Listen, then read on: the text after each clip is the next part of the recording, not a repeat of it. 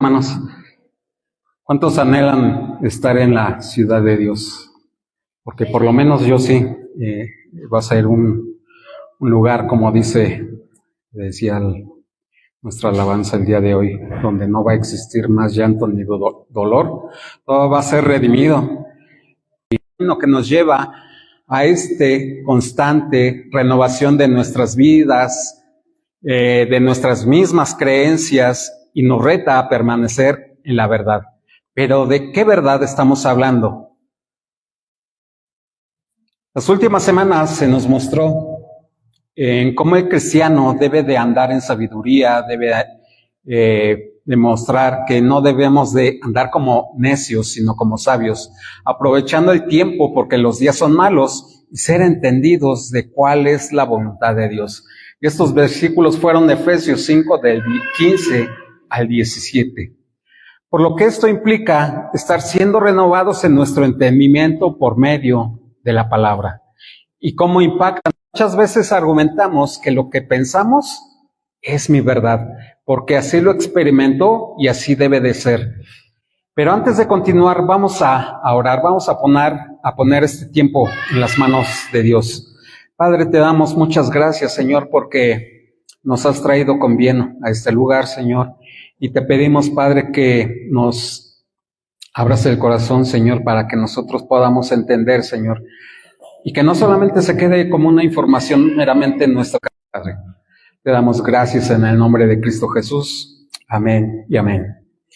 Y bien, para continuar, quisiera usar un ejemplo para que veamos que la verdad no solamente es un concepto meramente filosófico, que si preguntar en ese momento nos pasaríamos un buen rato preguntando y explicando qué es la verdad, y cada quien de nosotros tendría un concepto de la historia clínica de su esposa, conoce el día que se casaban por el civil, que se casaban por la iglesia, sabe cuál es su color favorito y puede explicar cómo es que se conocieron. O sea, muy padre todo, está bien. En un examen escrito, ese esposo sacaría 100 en conocimiento de su esposa. Sin embargo, si ese esposo llega a casa, pero ignora a su mujer, le miente, no la cuida, todos diríamos, él conoce los datos sobre ella, pero no conoce realmente a su esposa, ni vive en la realidad de ese matrimonio. Es decir, la información que él tiene no corresponde con lo que él practica. Y con la verdad de Dios pasa exactamente lo mismo. Podemos memorizar, un catecismo, podemos memorizar las escrituras, citar versículos y defender la doctrina correcta en una discusión teológica. Ahí sí seríamos muy buenos. Y con la verdad de Dios pasa exactamente lo mismo. Es decir, pero si en la vida diaria está llena de desobediencia, si hay falta de amor o hay hipocresía, solo tenemos una parte del mapa, pero no estamos caminando en el territorio exacto. La verdad bíblica no fue diseñada solo para ser almacenada en nuestro cerebro, sino para ser caminada con nuestros pies. Y hablo de una forma en cómo lo maneja la palabra, no en una manera literal, ¿no? Que si yo voy caminando literalmente, yo traigo conmigo la verdad, sino se refleja mediante mi vida espiritual. Es decir, debe de haber un correcto conocimiento, pero debe de estar reforzado por una correcta práctica. Y esto es imprescindible. Así es que acompáñame a las Escrituras en 2 de Juan, capítulos 1 al 4. Y dice las Escrituras: el anciano a la señora escogida y a sus hijos, a quien amo en verdad, y no solo yo, sino también todos los que conocen la verdad, a causa de la verdad que permanece en nosotros y que estará con nosotros para siempre. La gracia, la misericordia y la paz estará con nosotros, de Dios el Padre y de Jesucristo, hijo del Padre en verdad y amor. Qué contento me puse al encontrarme con algunos de tus hijos y ver que viven de acuerdo con la verdad, tal como el Padre lo ordenó. Y el título de mi mensaje es La verdad que permanece, la base de nuestra comunión. Y ahorita vamos a ver por qué le puse este título. Y es que, ¿por qué elegí este título? Algo que me ha inquietado el corazón es cómo la comunión puede perdurar dentro de la iglesia. Porque muchas veces prevalecen doctrinas que se aprovechan de los miembros de la iglesia. Esas han sido dos preguntas que siempre han estado en mi corazón. ¿Por qué existe también la murmuración y el grupismo dentro de la iglesia? Es decir, ¿por qué existe el grupo de alabanza? ¿Por qué existe el grupo de hombres? ¿Por qué existe el grupo de jóvenes, el de mujeres, grupos de WhatsApp donde nadie más puede entrar y donde muchas veces se murmura acerca del pastor o del hermano o de la hermana? Y no estoy en contra de que haya grupos de estudio dentro de la iglesia. A lo que me refiero es que una vez que se consolidan estos grupos de estudio, inmediatamente hay, no sé qué les da por hacer ese grupismo o ese tipo de agrupamientos en los cuales ellos mismos se aconsejan, ellos mismos dictan su propia doctrina, ellos mismos son un círculo cerrado en el cual absolutamente nadie, incluso hasta el pastor, no puede entrar. ¿Por qué? Porque empieza a ser tan cerrado que se empiezan a gestar ahí dentro de estos pequeños grupos, pequeñas sectitas, en las cuales ellos dicen qué es lo que está bien y qué es lo que está mal, y no conforme con lo que dicen las escrituras. Digo, lamentablemente yo lo he experimentado y son, para jóvenes, son buenos en sí. Pero el fin de hacer grupos de estudio y aprovechar la tecnología es para estar unidos, no para desunirnos. Pero es una tristeza que aunque no seamos pastores o tengamos un liderazgo dentro de la iglesia, debemos no solo conocer, sino practicar la verdad del Evangelio. Y de esta manera la iglesia está llamada a ser columna y baluarte de la verdad. En 1 de Timoteo 3:15 vamos a encontrar ese versículo. ¿Y por qué estamos llamados a ser columna y baluarte de la verdad? Estamos llamados a hacerlo para que nosotros podamos llevar el mensaje de salvación a otros, pero fundamentalmente toda la doctrina que envuelve nuestra salvación, toda la doctrina que envuelve que nosotros seamos santificados para que nosotros podamos estar delante de la presencia de nuestro Dios. Entonces, mi primer punto es abrazando la verdad, que es el versículo 1. Lo voy a volver a leer. Dice, el anciano a la señora escogida y a sus hijos, a quienes amo en verdad, y no solo yo, sino también todos los que conocen la verdad. Y aquí empezamos con esta palabra, anciano. ¿Qué es un anciano dentro de una iglesia? Bueno, aquí la descripción que Juan hace de sí mismo refuerza la verdad con que se escribió esta epístola. Juan aquí no se está describiendo como un apóstol de Jesucristo, que lo era, sino que se está describiendo como alguien más cercano, había una cercanía, alguien como quien tiene una relación muy estrecha. No sobresale por un mero cargo, ¿sí? No dice, yo soy el pastor que les está hablando. No, él dice que esta carta que escribió, la escribió para la iglesia de... Ay, ahorita se me fue, no recuerdo. Se me fue la iglesia, pero bueno, Tesalónica me parece. Y un pastor en una iglesia local debe de ser un anciano, es decir, alguien que está cuidando a otros, que los está protegiendo y los está guiando. Y así lo maneja el Nuevo Testamento y lo vemos en Hechos 11:23, 14:23, en 1 de Timoteo 5:17. Y este anciano es una persona o es alguien que debe de servir a la iglesia, debe de amarla y debe de protegerla de los lobos y de la falsa doctrina. 1 de Tesalonicenses 5:12 dice, Pero les rogamos, hermanos, que reconozcan a los que con diligencia trabajan entre ustedes y los dirigen en el Señor y los instruyen, y que los tengan en muy alta estima con amor por causa de su trabajo. Entonces aquí el apóstol Pablo nos está mencionando acerca de ciertas características acerca de lo que es un anciano. Es alguien que trabaja, alguien que dirige en el Señor e instruye, pero también cuida. Es por eso que dice que tengan en alta estima y en la iglesia. Es decir, también se le aplica que era una persona ya entrada en años. Y Juan se dirige con amor, dirigiéndose a la iglesia como la señora escogida y a sus hijos. ¿Qué quiere decir Juan? Juan está usando esta metáfora para dirigirse a la iglesia local, a la señora escogida, es decir, la carta tenía un remitente, dice a la señora escogida y a sus hijos. Aquí se está haciendo referencia a la señora, la está comparando a esa iglesia.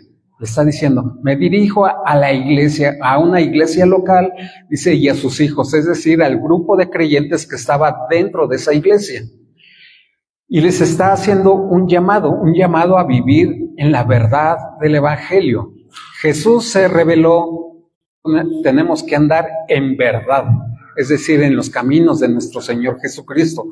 Pero ¿por qué es importante para nosotros permanecer en el camino, la verdad y la vida? Si es que nos consideramos esos hijos que Juan ama en verdad. Se refiere a la verdad que ligaba no solo a Juan, es decir, no solamente es por esa relación que había con Juan, sino también a todos los que conocía de verdad esta señora y sus hijos, la iglesia local y sus miembros. Es decir, es como si... Entonces, esta declaración de Juan resume el tema principal de esta breve epístola, porque es una epístola que no tiene capítulos, tiene solo versículos, es una carta muy breve y que nos afirma que la verdad siempre debe regir el ejercicio del amor.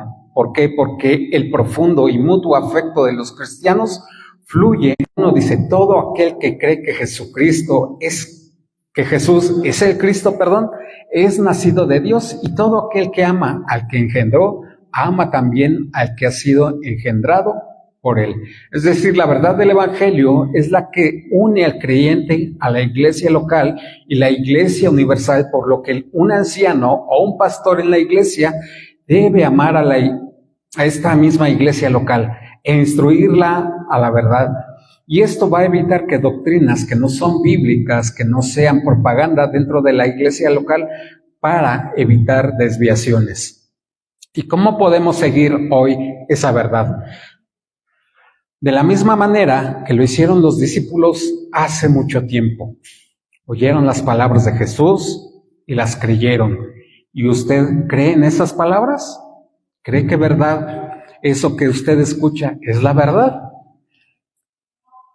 Estos discípulos tomaron sus palabras, como les digo, y las obedecieron. Confesaron sus pecados a Jesús como Señor y Dios y creyeron que murió para recibir el castigo de sus pecados y resucitó de entre los muertos para darles una nueva vida. Y con esto siguieron su ejemplo y su mandato de decir a los demás la verdad sobre el pecado, la justicia y el juicio. Y esto es lo que debe de guardar y atesorar la iglesia, que cualquiera que anuncie otro evangelio, dice Pablo, que sea anatema. Y esto lo menciona Gálatas 1:9 al 12. Se lo voy a leer. Y dice, Gálatas 1:9 al 12. Como hemos dicho antes, también repito ahora, si alguien les anuncia un evangelio contrario al que recibieron, sea anatema. Porque busco ahora el favor de los hombres o el de Dios. ¿O me esfuerzo para agradar a los hombres? Si yo todavía estuviera tratando de agradar a los hombres, no sería siervo de Cristo. Pues quiero que sepan, hermanos, que el evangelio que fue anunciado por mí y no es según el hombre, pues ni lo recibí de hombre, ni me fue enseñado, sino que lo recibí por medio de una revelación. de Jesucristo. Y aquí anatema quiere decir que esa persona tiene que ser expulsada de la iglesia. Aquí el contexto es de que los judaizantes estaban entrando y estaban metiendo doctrina que decían, sí, bueno, Cristo, pero más la circuncisión. Sí, Cristo más las fiestas judías. Entonces, Pablo aquí no está preguntándoles por qué se están dejando ustedes engañar si ustedes nacieron espiritualmente y andan en las obras de la carne. Entonces él dice, el que siga estas cosas tiene que ser anatema, tiene que ser expulsado de la iglesia, no tiene que estar entre ustedes. Y con esto no estoy diciendo que si alguien se equivoca en algún tipo de doctrina, pues lo tengamos que echar de la iglesia. Sí, obviamente todo hay que amonestar a la persona, hay que convencerla de que está errada. Y si no quiere cambiar su postura referente a cómo concibe el evangelio, entonces sí se le tiene que apartar de la comunidad. ¿Por qué? Porque representa un riesgo. Y quizás me puedas decir, bueno, qué falta de amor, qué falta de tolerancia, pero Juan aquí no está siendo claro. Dice, sino también todos los que conocen la verdad. Todos los que conocen la verdad son los miembros de la iglesia. Por eso es que un pastor tiene que caminar en la verdad y darlo a la congregación para que camine de la misma manera. Entonces, una persona que no está en la verdad, Pablo le dice que es anatema. Tiene que ser sacado. Anatema también incluso dice que sea maldito. Otros lo traducen. ¿Pero por qué? Porque está mal, dice, vamos a separar la palabra, o sea, no dice malas cosas, las está diciendo mal. Y la verdad no se debe de reflejar solamente en nuestra ortodoxia, es decir, en nuestra doctrina. Y aunque digamos que estamos congregándonos en una iglesia de sana doctrina, esa debe de reflejar la práctica de lo que decimos ser. Es decir, debe de haber una comunión entre lo que decimos y lo que hacemos. No podemos decir, es que soy cristiano y portarme como Satanás. Es por eso mi ejemplo del inicio del ejemplo del inicio acerca del esposo y la esposa. El esposo tiene la información correcta, sabe mucho de su esposa, pero no la ama. No concuerda eso que dice de su esposa con el trato que tiene con ella.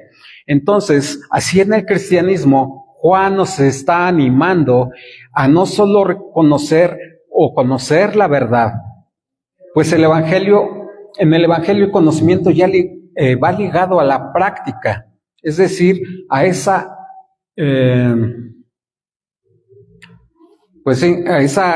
práctica correcta. No solamente tenemos que ser nada más hablar por hablar. Un ejemplo en cuanto no hay concordancias entre lo que digo y lo que hago. Como les decía, por ejemplo, yo soy salvo, pero yo tengo mi relación con Dios.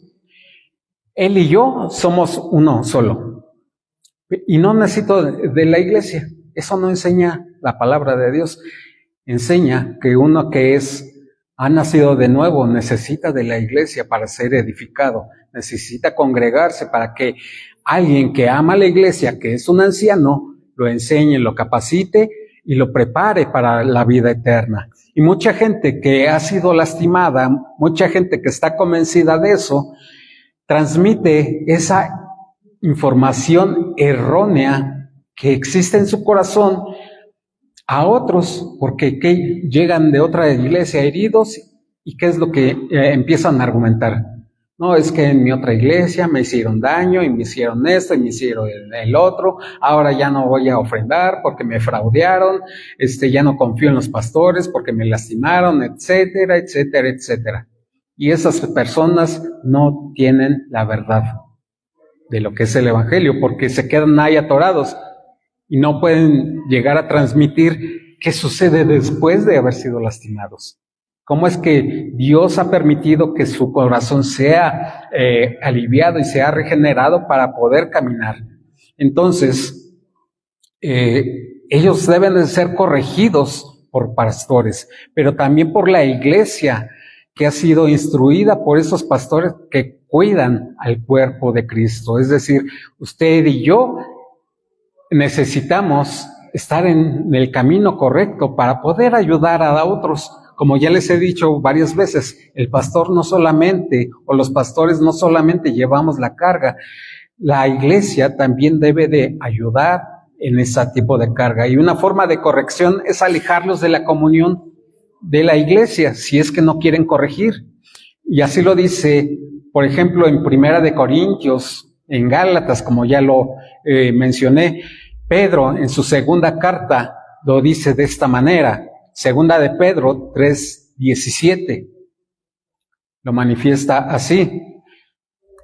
Dice, por tanto, amados, sabiendo esto de antemano, estén en guardia, no sea que arrastrados por el error de hombres libertinos, caigan de su firmeza. Antes bien, crezcan en la gracia y el conocimiento de nuestro Señor y Salvador Jesucristo. A Él sea la gloria ahora y hasta el día de la eternidad. Amén. Entonces, no podemos tener una verdadera comunión con los que han rechazado la verdad del Evangelio. Ahorita les mencionaba en el discipulado que no podemos tener una comunión real ni les podemos decir hermanos a aquellos que no están en la verdad, que es el Evangelio. No podemos decirle hermano a un testigo de Jehová. No podemos decirle hermano a un mormón. ¿Por qué? Porque no están en la verdad y no es intolerancia, simplemente porque no pertenecen al cuerpo de Cristo, simplemente porque niegan la divinidad de Jesucristo y simplemente porque creen en otro que quiera instruir y que me quiera convencer.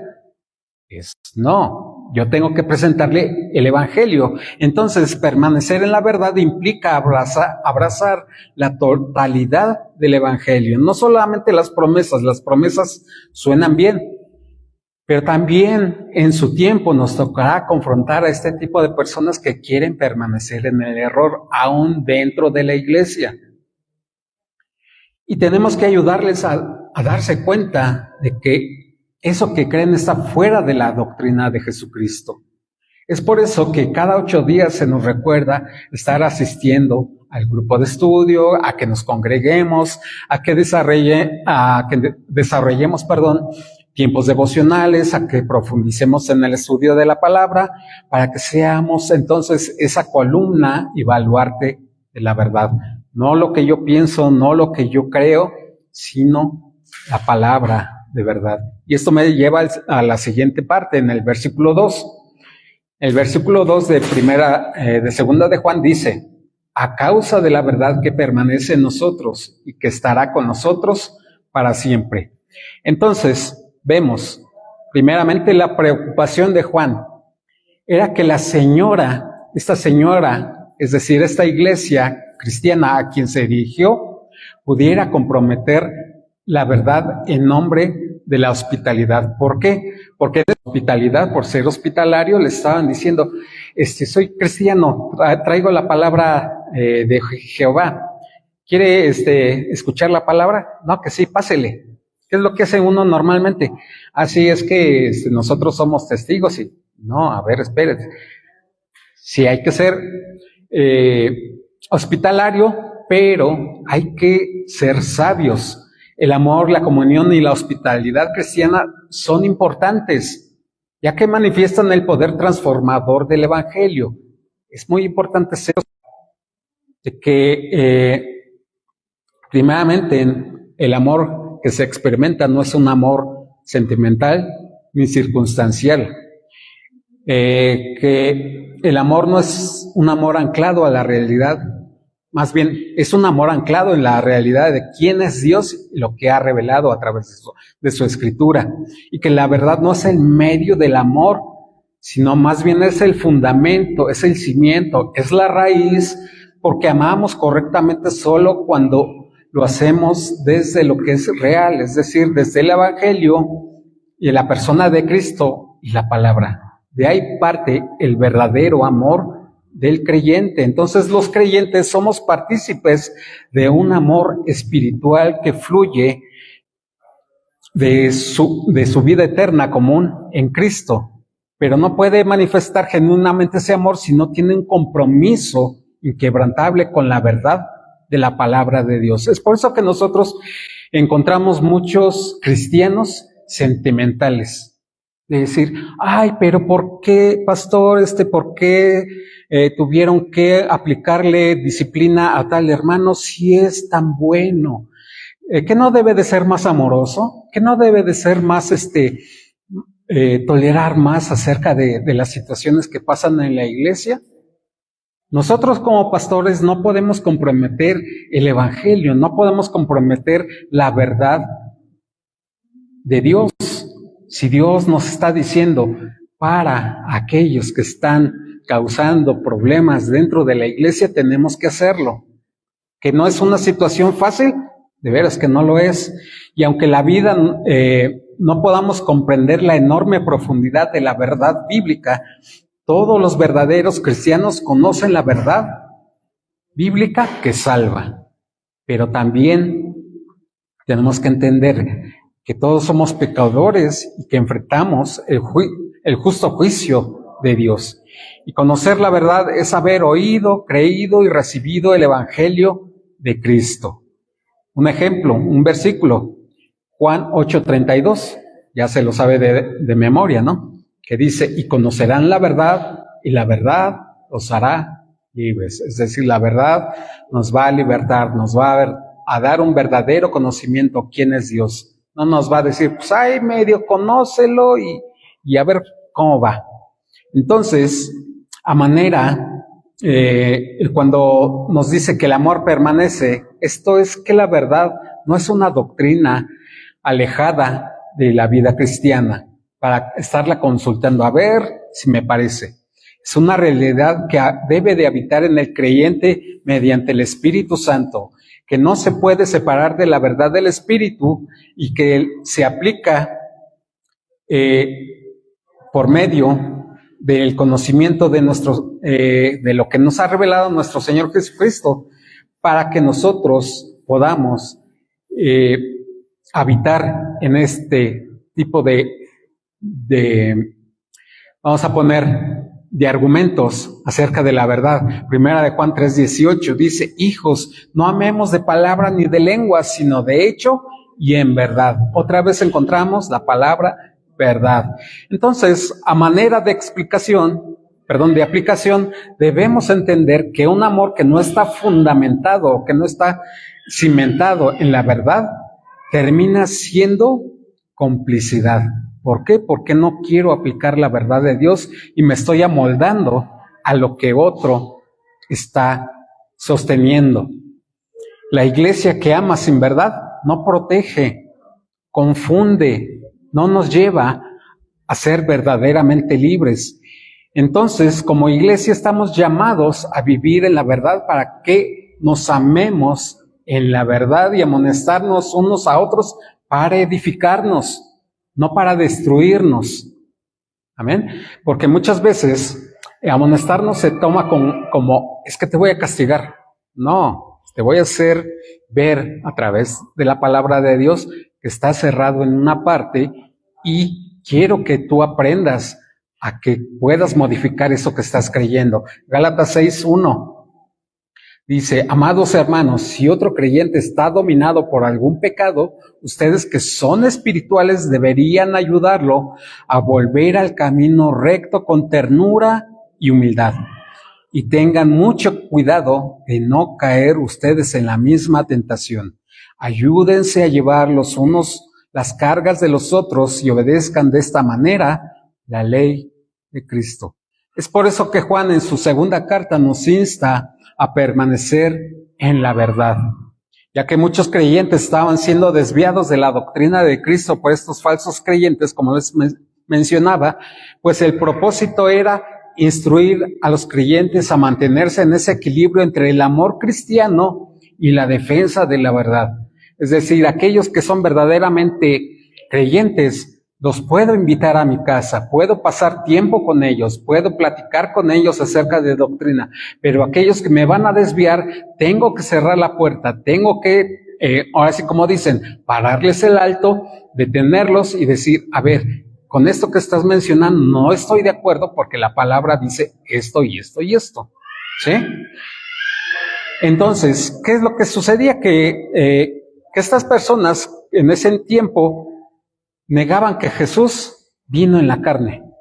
Es decir, decían que era un espíritu solamente y que en el momento que Él vino a este mundo, el momento que murió, ya se separó del espíritu y se fue. Y que más bien estaban siguiendo sus propios propósitos. Y Juan nos lleva a la siguiente conclusión, que es una conclusión contundente, que es el número 3, o mi observación número 3, que es la verdad bendice a otros creyentes, o a los creyentes en general. Que dice, la gracia, versículo 3, la gracia, la misericordia y la paz estarán con nosotros, de Dios el Padre y de Jesucristo, Hijo del Padre, en verdad y amor. Yo antes esta parte me parecía un trabalenguas porque no entendía absolutamente nada, pero digo, por la gracia de Dios me da tantito entendimiento. Y estas 3 palabras resumen la progresión del plan de salvación. La gracia de Dios lo llevó a conceder misericordia, lo cual resulta en paz. O sea, tenemos paz para con Dios. La gracia ve a los pecadores como culpables e indignos y no nos atribuye lo que realmente merecemos. Es decir, Efesios 1:7 dice, en Él tenemos redención mediante su sangre, el perdón de nuestros pecados según las riquezas de su gracia. Entonces, en su gracia, Dios nos ve tal y como somos transparentes ante Él, pero debido a la redención en su nombre, es decir, lo que hizo en la cruz nuestro Señor Jesucristo, es que nosotros podemos tener ese regalo, digamos ese plus, ese extra para que nosotros podamos presentarnos delante del Padre, ya no culpables ni indignos delante de nuestro Dios. La misericordia nos ve como necesitados e indefensos. Primera de Pedro 1:3 dice, bendito sea el Dios y Padre de nuestro Señor Jesucristo, quien según su gran misericordia nos ha hecho nacer de nuevo a una esperanza viva mediante la resurrección de Jesucristo de entre los muertos. Es decir, nosotros teníamos una condenación que cumplir. La paga del pecado es muerte, pero en su misericordia nos ha hecho nacer de nuevo. ¿Éramos dignos? No. Pero Él tiene misericordia. Y la paz es el resultado del derramamiento de la gracia y de la misericordia de Dios. Es decir, todo va así como en cascada, todo va hilado. Colosenses 1:20 dice, y por medio de Él reconciliar todas las cosas consigo, habiendo hecho la paz por medio de la sangre de su cruz. Por medio de Él, repito, ya sean las cosas que están en la tierra o las que están en los cielos. Y entonces, en el contexto de esta carta, Juan combate en estos versículos el docetismo, es decir, eso era una antigua corriente filosófica que afirmaba que Jesús no tuvo un cuerpo real, como les decía. Vino a hacer su obra, se murió y se separó, regresó al mundo de los espíritus.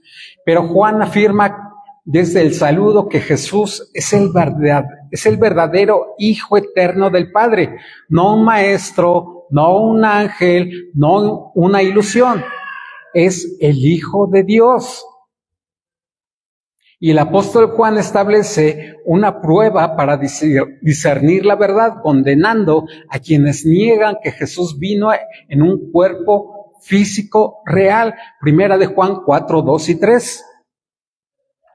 Primera de Juan 4, versículos 2 y 3, que dice, en esto conocéis el Espíritu de Dios. Todo espíritu que confiese que Jesucristo ha venido en carne es de Dios. Y todo espíritu que no confiesa que Jesucristo ha venido en carne no es de Dios. Y ese es el espíritu del anticristo. Imagínense. Entonces, todas estas bendiciones están presentes cuando los creyentes permiten que la verdad divina domine su mente y su corazón, lo que resulta en un verdadero amor. ¿Por qué? Porque hemos entendido a profundidad el Evangelio. Y de esta manera, el Padre y el Hijo, para nosotros, son igualmente y completamente Dios. Y Juan, se me fue. Ya. Y Juan es muy consistente del hecho de que para mantener una comunidad saludable y en crecimiento, la Iglesia debe demostrar una fidelidad a la verdad que lleva no solo a creerla, sino a vivirla. Mateo 6:46 dice: ¿por qué ustedes me llaman Señor, Señor, y no hacen lo que yo les digo? Es decir, si ustedes creen que yo soy el Hijo de Dios, ¿por qué me llaman Señor, Señor? Pero no hacen lo que yo les digo. Todo aquel que viene a mí y oye mis palabras y las pone en práctica, les mostraré a quién es semejante. Es semejante a un hombre que al edificar una casa, cavó hondo y echó cimientos sobre la roca, y cuando vino una inundación, el torrente vino con fuerza contra aquella casa, pero no pudo moverla porque había sido construida. Pero el que ha oído y no ha hecho nada es semejante a un hombre que edificó una casa sobre tierra, sin echar cimientos, y el torrente dio con fuerza contra ella, y al instante se desplomó, y fue grande la ruina de aquella casa. Así que Dios no ha revelado su verdad de una manera tal que nos deje libres a nuestro parecer para creerla o no creerla. O sea, ¿crees en el Hijo de Dios o no crees en el Hijo de Dios? Pero la revelación trae consigo una responsabilidad, y mientras más clara la revelación, mayor es la responsabilidad de creerla y obedecerla. Primera de Pedro 4:16 dice: en cambio, no es nada vergonzoso sufrir por ser cristianos. Alaben a Dios por el privilegio de que los llamen por el nombre de Cristo, pues ha llegado el tiempo del juicio y de comenzar por los de la casa de Dios. Entonces, hermano, la palabra nos llama a que los cristianos vivamos de una manera coherente con la verdad, que creamos, y que de esta manera estaremos no solamente creyendo, sino viviendo en las bendiciones del Padre a través de su Hijo, Jesucristo. Y para cerrar, vamos a ver el último versículo 4. Este punto lo he denominado hijos andando en verdad, un gozo pastoral, porque acuérdense que desde el inicio va dirigida directamente a un pastor y a la iglesia. Y dice: qué contento me puse al encontrarme con algunos de tus hijos y ver que viven de acuerdo con la verdad, tal como el Padre lo ordenó. Si ven toda la progresión de lo que he estado hablando, hay una secuencia en la cual nosotros debemos de vivir en la verdad. ¿Y cómo es que vamos a obtener ese tipo de bendiciones espirituales? ¿Por qué? Porque vivimos en la verdad. Y Juan nos muestra no solo felicidad, sino gozo. Es un estado que va más allá. Es como decir que está maravillado de esos hijos, de esa señora, de esa iglesia, y se ha referido en esta carta. Es el gozo de un padre al ver que sus hijos caminan bien. No sé si usted, cuando vio a sus bebés caminar por primera vez, ¿cómo se puso? No sé cómo se puso. A lo mejor contento, feliz de que vean a mi hijo, ¿no? Ahora ya hasta lo suben a Facebook y quién sabe qué tantas plataformas de que ya camina el niño. De esa misma manera, él va más allá, pero porque es un aliento espiritual para un pastor que los hijos que están aquí creciendo y siendo instruidos puedan caminar en madurez, puedan caminar en libertad. Por ejemplo, en Tercera de Juan podemos ver un ejemplo bien claro. Aquí esta carta está hablando acerca de Gallo, que era un creyente, era un anciano de la iglesia que ha sido fiel y ha hecho frente a un líder autoritario. Dice: Tercera de Juan, el anciano, al amado Gallo, es decir, a este pastor, a quien yo amo en verdad. Amado, ruego que seas prosperado en todo, así como prospera tu alma, y que tengas buena salud. Pues me enteré mucho cuando algunos hermanos vinieron y dieron testimonio de tu fidelidad a la verdad. Esto es, de cómo andas en la verdad. Otra vez, verdad. Cómo andas en la verdad. La fidelidad a la verdad. Dice el versículo 4, no tengo mayor gozo que este, oír que mis hijos andan en la verdad. Amado, estás obrando fielmente en lo que haces por los hermanos y sobre todo cuando se trata de extraños. Dices, wow, o sea, aquí Juan le está dando porras a este hermano Gallo, porque le hizo frente, porque él se ha establecido de una manera en la cual ha podido refutar los ataques de este otro hermano o supuesto hermano que se quería enseñorear de la iglesia. Entonces, ¿quién no estaría contento de que Dios te ha enseñado y escuchado de que otros en ti hay fidelidad, hay entendimiento, hay madurez y que otros se han cuidado de acuerdo a una sana doctrina y están teniendo una sana práctica? Imagínense por un momento que en lo que nosotros venimos a enseñar, llega alguien y viene a contarles, no sé, sus sueños ahí mafufos y quiere convencerlos. ¿Cuál es la obligación de ustedes si usted ya está bien establecido en la verdad? Es pararlo, es defender la verdad. Es por eso que para ser pastor debe de reunir ciertos requisitos, como en primera de Timoteo 3 y en Tito, para aquellos que anhelan ocupar el lugar de un anciano o un pastor. Pero esto no debería de limitarnos, porque esto no solamente es exclusivo para un pastor, sino a integridad, como lo describe también cada uno de nosotros como miembros de una iglesia, debe de tener esa cierta disciplina o acudir ciertos requisitos para poder hacer frente a aquellos que entran a la iglesia y poderlos detener, ser íntegros, tener conocimiento de la palabra, ya que el conocer la verdad no es una tarea, como les decía, exclusiva. Entonces, imagínense por un momento, imagínense que llega el apóstol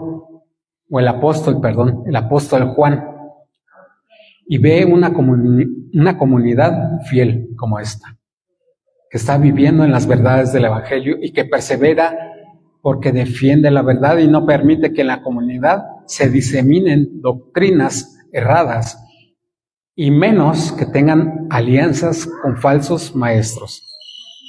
Es decir, que ya tiraron sus libros de Cash Luna, que ya tiraron sus libros de Joel Austin. Eso es no asociarse con falsos maestros. Y es de mucho ánimo para la iglesia escuchar que su líder, que la iglesia es fiel y que viven en la verdad a pesar muchas veces de adversidad, y como un pastor se encuentra en gozo porque los miembros de su iglesia andan en la verdad del Evangelio. Así que, iglesia, tenemos un llamados a ser instruidos en la verdad para andar en la verdad. Es decir, que nuestro caminar cristiano muestre vidas transformadas por el Evangelio y que nuestra teología demuestre nuestra forma de vivir moldeada a imagen de nuestro Señor Jesucristo. Y la iglesia no es para ver cómo se llenan las iglesias, o las sillas, perdón. Es para mirar cómo las ovejas tienen logros en su vida. Es para mirar cómo andan semana a semana y cómo andan de decisión tras decisión y cómo honran a su Salvador. Es muy satisfactorio ver a personas que llegan y cómo es que van creciendo y dices, vale la pena el esfuerzo que estoy haciendo, vale la pena venir hasta acá, vale la pena seguir manteniendo esto, pero solamente con aquellos que estamos viendo que están creciendo, y con los que no, pues lamentablemente, pues se tiene que actuar de otra forma. Entonces, no seamos como el esposo que les mencioné al principio, que tenía la información correcta de su esposa, pero que no le servía de absolutamente nada, ya que no obraba con esa información.